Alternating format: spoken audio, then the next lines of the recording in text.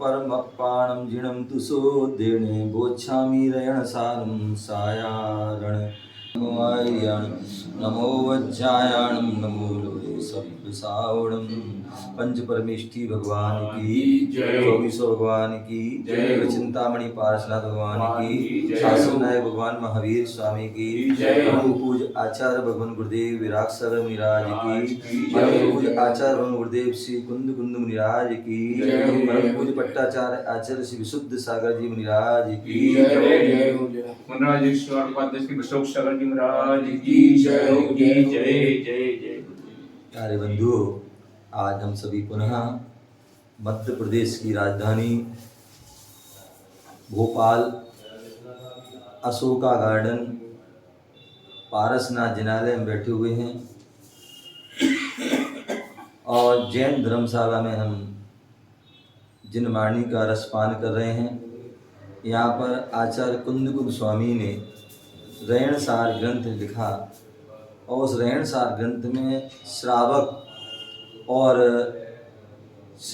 और मुनियों का विशेष वर्णन किया है।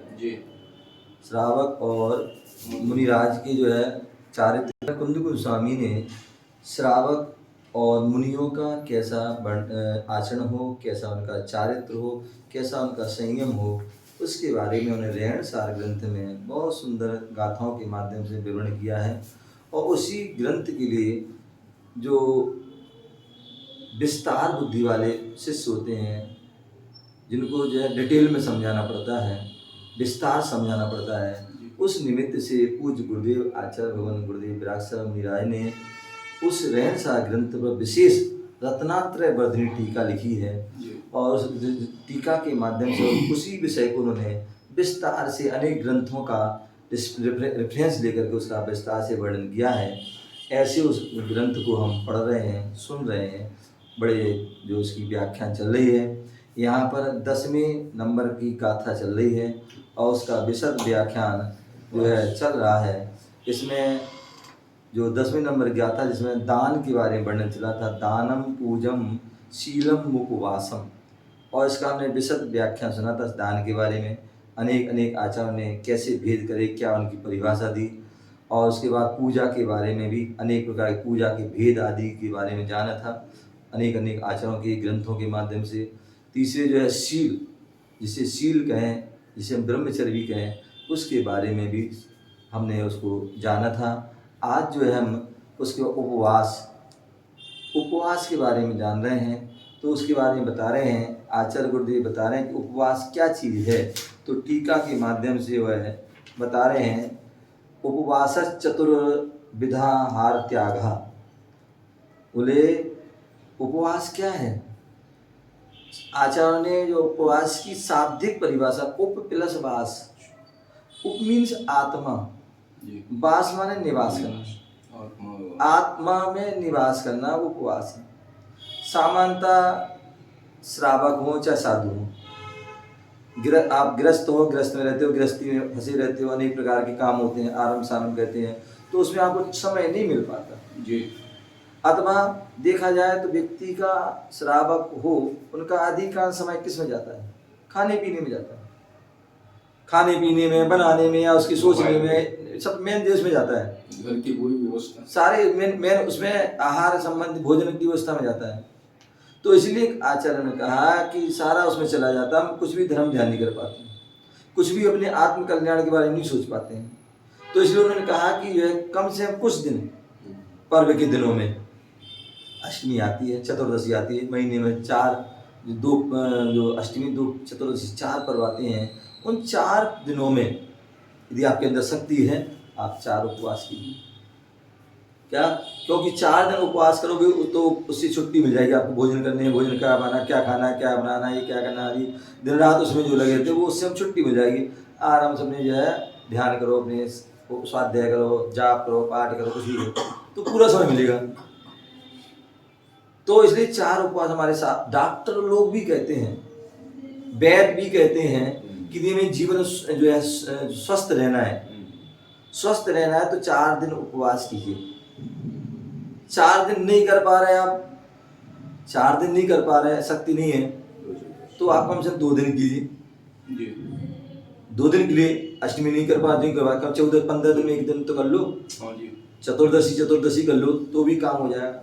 और यदि वो भी नहीं कर पाते हो तो कम से कम महीने में 1 बार तो कर लो। क्या?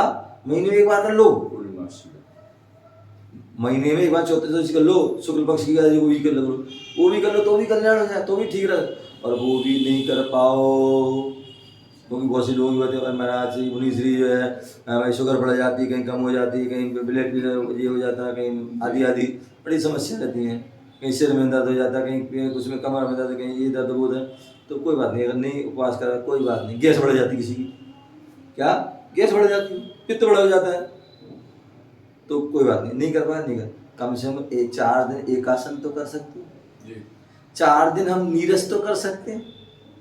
क्या नीरस मतलब 6 रस का त्याग, दूध, मीठा, घी, तेल, नमक है, बुरा आदि जो शक्कर आदि, इनका तो त्याग कर सकते हैं।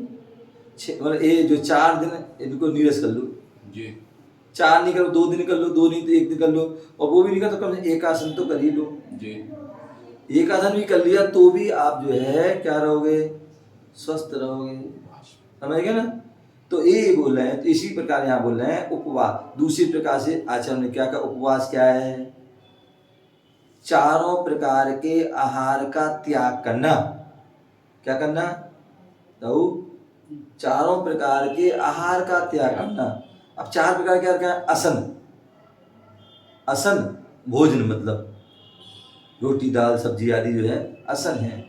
स्वाद, जो हम स्वाद ले लेकर खाते हैं, क्या मिष्ठान आदि जो है वो क्या है, जो है जो स्वाद लेके का रबड़ी आदि जो है पेय पदार्थ दूध आदि है, स्वाद रबड़ी आदि स्वाद से खा रहे हैं हम। खाद में लड्डू पेड़ा आदि खा रहे हैं। तो ये 4 प्रकार के आहार हैं। इन 4 प्रकार के आहार का त्याग करना उपवास है। क्या करना, 4 प्रकार के आहार का त्याग करना, ये क्या है, उपवास है।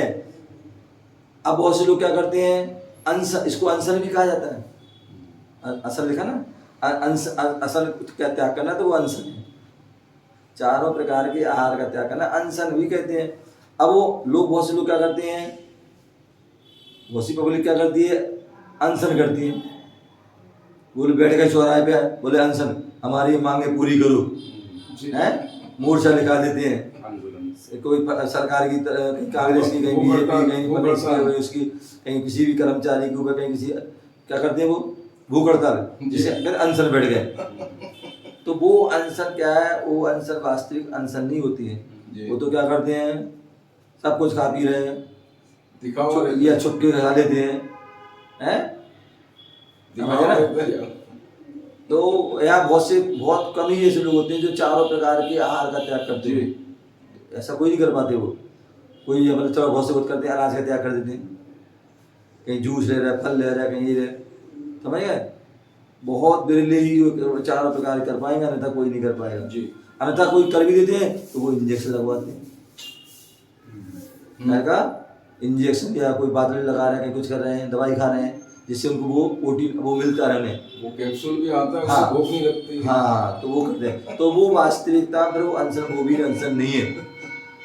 जैन धर्म की मान तो ये है जहाँ पर 4 प्रकार के आहार का त्याग करना, और इसके साथ साथ कि हमें किसी प्रकार के जो है संकल्प विकल्प नहीं होना चाहिए जी, संकलिष्टता नहीं होना चाहिए, जबरदस्ती नहीं होना चाहिए, और उसमें किसी के प्रकार की कोई इच्छा भी नहीं होना चाहिए, समझ गए ना, इच्छा से, हाँ। और अगर इच्छा है और उपवास तो कर लिया, लेकिन वो जो है अब जो है कहीं खाना बन रहा है, कहीं कुछ बन रहा है, तो इच्छा जा रही है, मन जा रहा है कि यार का मतलब आज ही उपवास कर लिया, आज ही बढ़िया नाश्ता बना हुआ है, आज ही बस बढ़िया खाना बना हुआ है, बढ़िया खुशबू आ रही, 17 व्यंजन बने हुए, आज ही पंगत में जाना था, आज कहीं जाना, तो आज हमें उपवास कर लिया।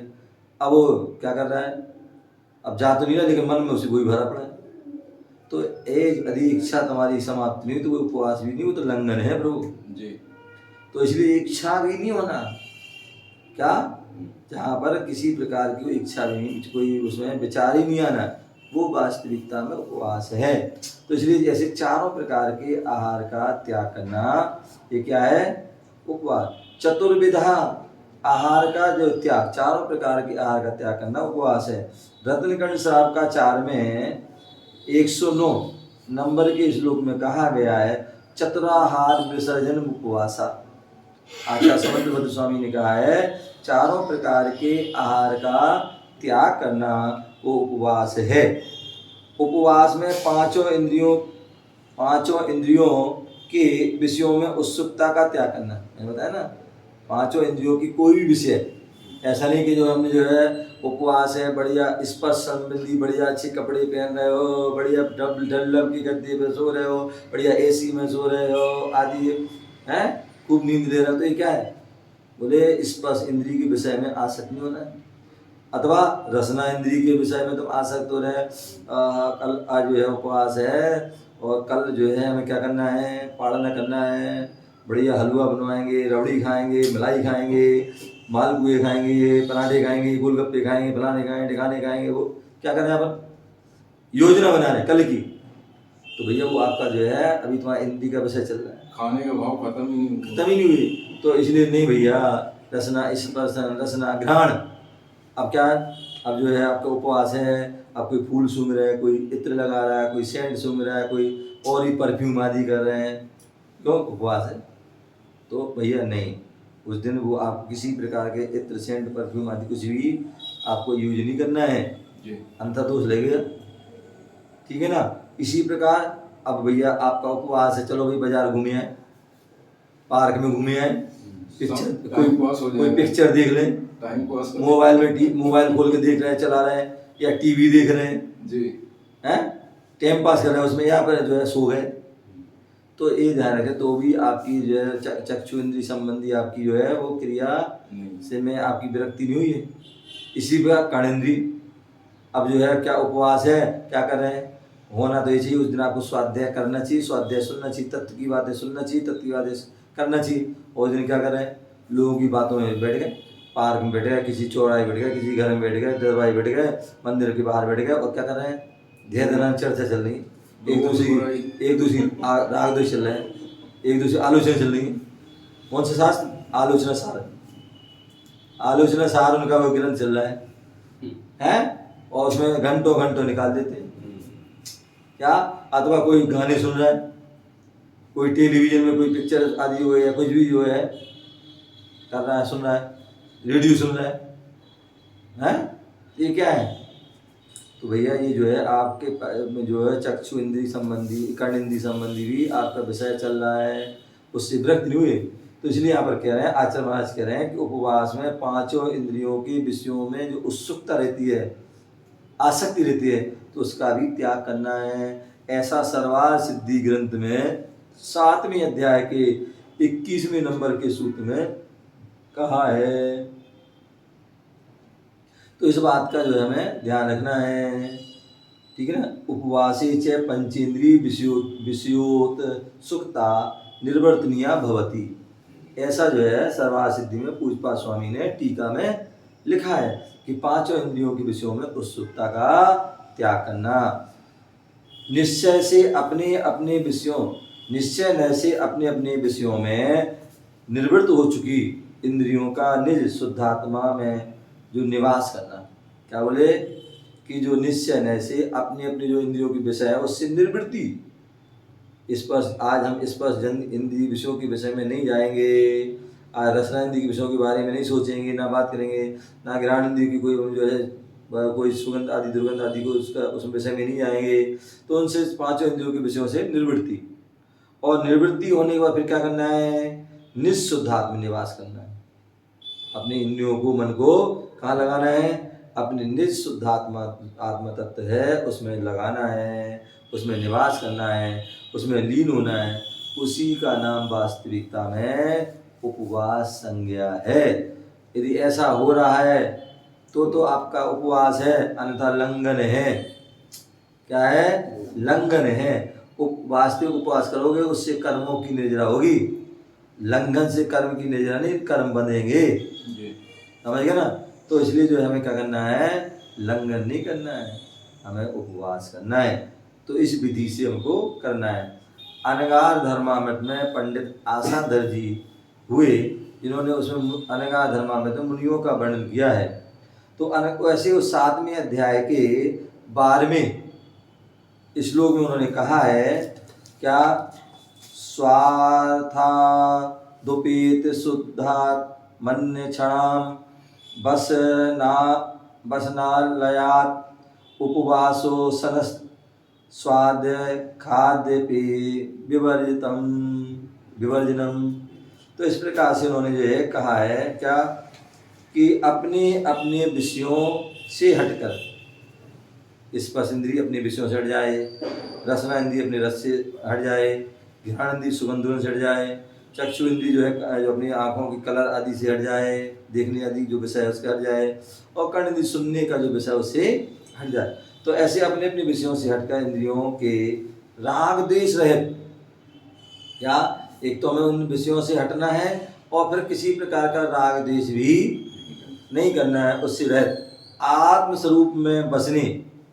क्या आप जब जो हम बाहरी क्रियाओं से बच जाएंगे तो हम क्या करेंगे, फिर हम आत्मस्वरूप में हम बसेंगे, उसमें लीन होंगे। लीन होने से क्या होता है, असन स्वाद खाद्य पेय, बोले खाली दिमाग शैतान का। यदि हम धर्म की क्रियाओं में, ध्यान में या स्वाध्याय में, पाठ में, जाप में नहीं लगोगे तो क्या होगे, हमारा ध्यान हो ही जाएगा, खाने पीने में जाएगा, विषयों में जाएगा। तो इसलिए हमें क्या होना है, इंद्रियों विषयों से दूर होना है और अपने निज स्वभाव में लीन होना है। क्या होना है, अपने निज स्वभाव में जाना है, उसमें लीन होना है। तो उससे जो खाद्य पाद ले स्वाय स्वतः चारों प्रकार का आहार का त्याग हो जाएगा। उसी को जो है निर्वृत्ति कहते हैं, उसी को त्याग कहते हैं। किसको, जहाँ विधि पूर्वक हमें उसका पालन किया जाता है। आगे इसी बात के लिए आचार्य गुरुदेव विरागसागर जी मुनिराज रत्नात्रय वर्णित टीका के माध्यम से बता रहे हैं, अयम चोपवासम जगन्य मध्योत्तम भेदे त्रिविधा। अब बोले वो उपवास कितने प्रकार का है, तो बोले वो उपवास 3 प्रकार का है। कितने प्रकार का है, 3 प्रकार का। इनके स्वरूप आदि को वसुनंदी श्रावकाचार ग्रंथ गाथा 281 से 292 इन गाथाओं के माध्यम से वहाँ पर वसुनंदी श्रावकाचार में उत्तम मध्यम जगन जो उपवास के भेद हैं उसको हमें उसमें जान लेना चाहिए। आज सुबह कोई अपने रख गया, कोई अपने पास कोई ले गया था, तो उसमें क्या है, पूरे वसुनंदी श्रावकाचार ग्रंथ में वो सारा उसका वर्णन दिया गया है। रत्नकर्ण श्रावकाचार में वर्णन दिया कैसे उपवास करना है, तो उसको हमें उनमें से हमें पढ़ लेना चाहिए। बारसानुपेक्षा ग्रंथ गाथा 69 की जो गुरुदेव की जो टीका है, सर्वोदय टीका, उसमें भी उसके बारे में विशेष वर्णन दिया गया है। तो वहाँ से भी हम जान सकते हैं उपवास का अर्थ क्या है। तो उपवासो असनमेव, बोले उपवास का अर्थ है असन, अनशन। क्या, उपवास का अर्थ है अनशन, आहार आदि का त्याग। क्या, चारों प्रकार के आहार आदि का त्याग करना एक अनशन है। इसी का विशेष स्वरूप है। क्या, इसी का एक विशेष स्वरूप है प्रोद्भव। क्या बोले, एक उपवास करना सामान्य, जैसे कि हम जो है आज अष्टमी में उपवास कर लिया, चारों प्रकार के आहार का त्याग कर दिया, कुछ भी नहीं करना आज के दिन। एक उपवास क्या होता है, कोई पानी से कर रहा है, कोई फल से कर रहा है, कोई ड्राई फ्रूट से कर रहा है, तो वो वास्तविकता वो उपवास नहीं, वो तो अनुपवास है। वास्तविक उपवास है चारों प्रकार के आहार का त्याग करना, वो उपवास। और सर्वोत्कृष्ट उपवास क्या है, जो प्रोज्ध उपवास पूर्वक किया जाता है।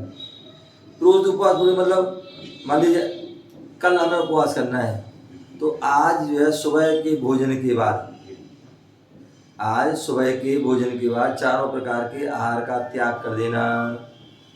क्या जी, आज सुबह, ऐसा नहीं कल उपवास करना तो रात को 12 बजे तक खा रहे हैं। दुनिया में बहुत से लोग ऐसे हैं। कई लोग सुबह से उठ के उन्होंने हाँ ऐसा वसी पंथ संप्रदाय है, इसी संप्रदाय में क्या होता है, सूर्य उदय के पहले जी खूब खा पी लेते हैं और सूर्यास्त के बाद भी खाते हैं। करवाचौथ का व्रत सुनो एक मिनट, क्या जो हिंदू मुस्लिम आदि में क्या होता है, जी उसमें क्या होता है, मुस्लिम आदि में क्या होता है, सूर्य उदय के पहले खूब खाते हैं और सूर्यास्त के बाद भी खूब खाते हैं, और उस बीच में सूर्य होने के बाद और सूर्यास्त होने के पहले कहते हैं, बोले उनके बोलते ऐसा सुनते हैं, अब पता नहीं है कि वो थूक भी नहीं उठकते हैं। थूकते नहीं है वो, थूक भी नहीं उठकते हैं, ऐसा वो करते हैं, वो मटन लेकिन पहले और बाद में खूब खाते हैं। उसी प्रकार हिंदू आदि परंपरा में भी वो क्या करते हैं, वो क्या करते हैं, जो सामान्यतः तो जो है उनके 4 प्रकार के आहार का त्याग नहीं होता है, केवल बहुत से अनाज का त्याग करते हैं, और बाकी इनके जो है बाकी फलाहार में सब चलता है, आलू सकला चाय और ये कुट्टू के आटा, फलाने आटा, ये वाले, और यहाँ तक कि जो है चाय, गुटखा, बीड़ी, सिगरेट और अपने जो क्या नाम, और भी जितनी नशा है वो सब चलते रहते हैं, समझ गए ना। तो वो वास्तविकता वो उपवास वो नहीं होता। अथवा अभी एक व्रत गया है, उसमें क्या करते हैं व्यक्ति, दिन भर तो नहीं खाया, दिन भर नहीं खाया, सुबह खाते हैं, अच्छा 4 बजे से खा लेते सुबह करवाचौथ में, अच्छा वो भी तो वो तो वैसे वो ये हिंदू लोग जो है वो तो फिर मोमडन जैसा हो गया, फिर हैं। मोमडन जैसा हो गया, फिर तो वो तो कोई दोनों बराबर हो गए। एक जैसे तो वो भी जो है क्या शाम को क्या दिन में तो कुछ नहीं खाएंगे, और शाम को जैसे चांद निकल आएगा, चांद को देख करके सब कुछ खाते, इतना खाते हैं आजकल तो नया ट्रेंड चल गया। बाजार में हाँ कि भाई Celebration। कायदे तो ये भैया, पहली बात तो तुम्हें उपवास में कुछ खाना चाहिए, और खाना है तो तुम घर में बना के शुद्ध खाओ, घर में बना के खाओ। लोग अब क्या चलन हो गया कि भैया जो है पत्नी का जो है उपवास था आज पूरा, अब कौन बनाया क्या करेगा, चलो भाई मार्केट चलते हैं और वहीं यहाँ बढ़िया होटल पे जाएंगे और बढ़िया अपने खा पी के आगे आएंगे। तो ये जो पद्धति जो है सही नहीं है, ठीक है ना। तो इस प्रकार से यहाँ बता रहे हैं, तो मतलब बता दो मैं, उत्तम सबसे उत्तम क्या है, रोज दोपहर कल उपवास करना। तो आज दोपहर, आज सुबह का भोजन होता है लंच जिसे कहते हैं, लंच करने के बाद, और लंच भी ऐसा नहीं कि हम कल उपवास करना है तो शाम को लंच करो, जो आपका प्रतिदिन का समय है लंच करने का, क्या जो प्रतिदिन का जो लंच का समय है वो लंच करिए, और उसके बाद जो है 4 प्रकार के आहार का त्याग कीजिए, ठीक है ना। क्या लंच के बाद 4 प्रकार के आहार का त्याग कब तक लिए, परसों लंच के टाइम तक, क्या आज लंच के बाद त्याग कर दिया और परसों लंच के समय तक जो है, समय के जो पूर्व तक त्याग किया जाता है, और फिर लंच के समय उसको हमें परसों जो है करना चाहिए, वो एक टाइम भोजन आदि करते हैं। तो ये जो है वास्तविकता में जो है उपवास, सर्वश्रेष्ठ उपवास ये है। तो इस विधि से हमारी जो है वो उपवास करना चाहिए, समझिए ना। तो इस प्रकार से यहाँ पर जो है कहा गया कि एक विशेष रूप है प्रोध उपवास का। यहाँ प्रोषद पर्व विशेष का वाचक है। प्रोषद यानी पर्व विशेष में प्रत्येक पक्ष की अष्टमी और चतुर्दशी के दिनों में किया जाने वाला उपवास प्रोषदोपवास होता है। इस प्रकार से हमें उसको जो है जानना चाहिए, और इस विधि को जान करके हमें उसी विधि से वास्तविकता में वो उपवास हमें करना चाहिए, तभी जो है उसका हमें लाभ होता है, अन्यथा लाभ नहीं होता है। हम इस उपवास की विधि को जानें, और भी आचरण क्या उसकी विधि होती है उसको हम समझेंगे। आपका समय हो गया। जय गुरु महावीर। जय।